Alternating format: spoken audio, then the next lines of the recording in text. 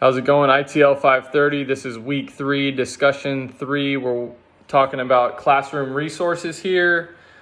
The prompt is, describe 5 classroom resources and kind of expand on how you would use each one in the classroom. So these resources I've either used during my time working in education.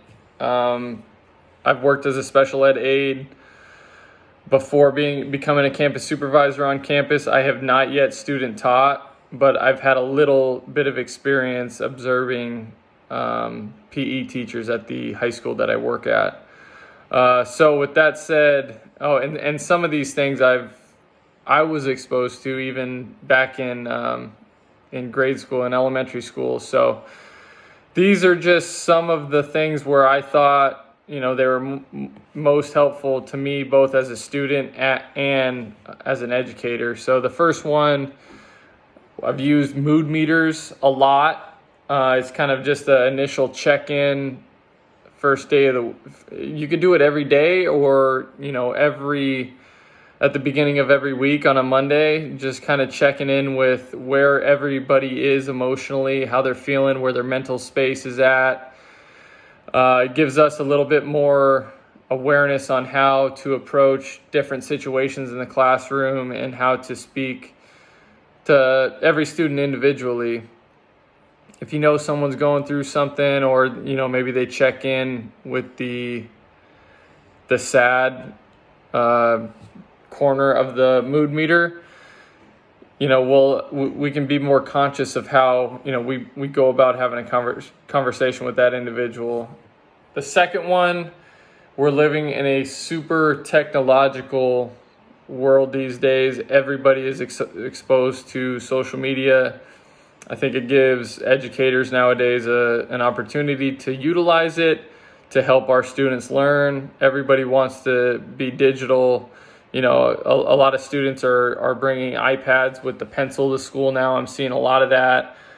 Kids are typing notes on their computers. So from my perspective, it seems like everybody's kind of supporting the technological platform or the tech medium.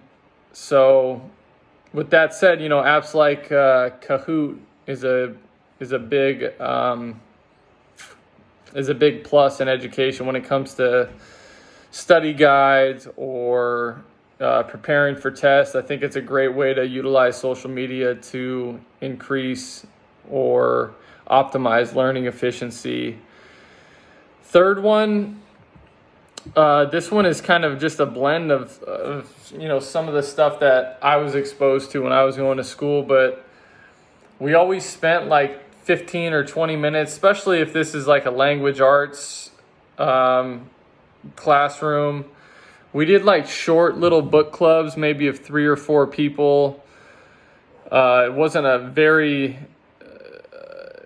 big amount of assigned reading, maybe 5-10 pages a night, and then we got together for 5 or 10 minutes the next day and talked about the highlights of the chapter, the highlights of just that reading portion. It gets it kind of increases the aspect of teamwork, team cohesion.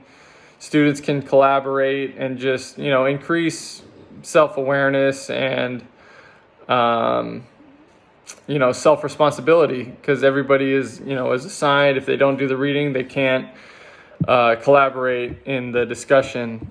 I think it's also a good idea to maybe post the SEL strategies. So, the self-awareness, self-management, social awareness, relationship management, those things, we don't have to necessarily harp on the issues they are issues of SEL, but we don't have to explain the overarching idea of that. We can just kind of expose our students to the principles that fall under SEL. And then next, we've talked about it already in this class, the idea of growth mindset. I've put posters up of, Michael Jordan or Kobe Bryant, some of my favorite athletes with quotes that they say that corresponds to or that relates to what growth mindset is. No one's perfect. Our students aren't perfect. We're not perfect as educators. We're all growing to be better each and every day. So growth mindset, they can see a visual. We can talk to them about what growth mindset is. If a student's struggling in math, I struggled a lot in math. And I really got down on myself a lot. And I was like, I'm never going to understand this. This is never going to be my thing. But if I flip that and say, hey, math isn't my best subject yet, it's going to be. If I'm always working towards that, that's what growth mindset is, and that's kind of what we need to make our students aware of. The last thing is having some type of positive affirmation list, respecting teammates, respecting classmates, never making fun of someone or bullying someone for a comment or a question that is asked in class. That is huge. We need to get the students in the mindset that they're all in this learning process together. And if we can come up with some kind of positive affirmations list, just words that we can use to uplift each other, we can maybe use these certain words in a sentence as an example for our students, and then maybe at the end of each week they can popcorn around the room and say one positive affirmation about a peer in their class on what they did well that certain week.